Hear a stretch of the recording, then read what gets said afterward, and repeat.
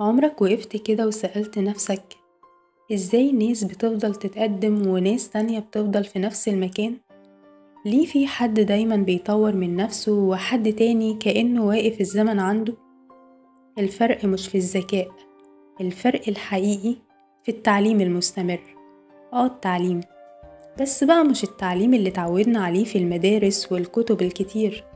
التعليم اللي بتكلم عليه النهاردة هو الفضول انك تبقى حابب تفهم، تعرف، تتطور كل يوم، حتى لو خطوة صغيرة.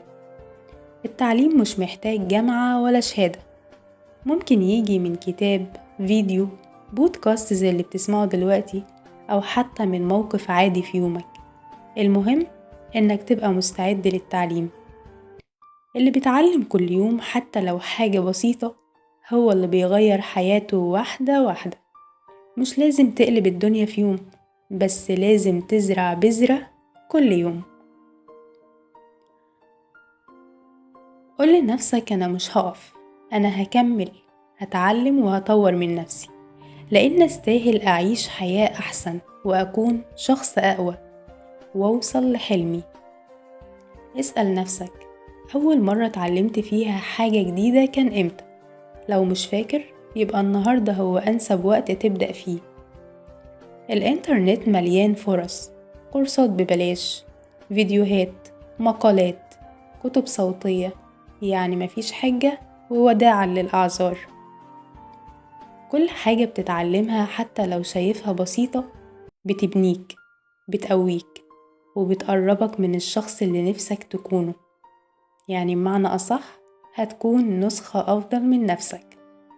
خدها كده قاعدة، العقل اللي بيتعلم عمره ما بيرجع زي ما كان، وكل خطوة بتتعلم فيها هي خطوة لقدام.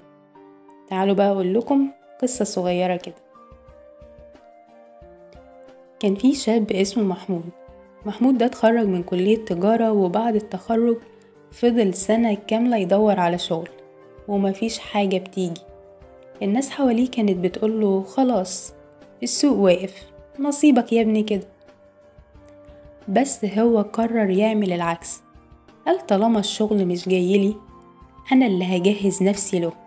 بدأ يتعلم تسويق إلكتروني من على اليوتيوب، قرأ كتب وخد كورسات أونلاين، وبدأ يجرب على صفحته. كان بيغلط كتير جدا، بس كل غلطة كانت درس. بعد 6 شهور جاله أول شغل كفريلانسر ب500 جنيه. طبعا 500 جنيه بالنسبة له ما كانوش رقم كبير ولا حاجة، بس هي دي البداية.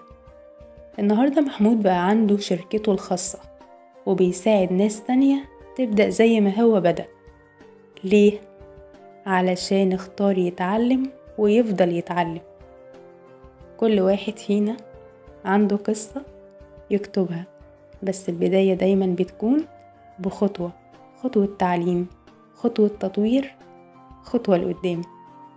وبكده تكون انتهت حلقتنا.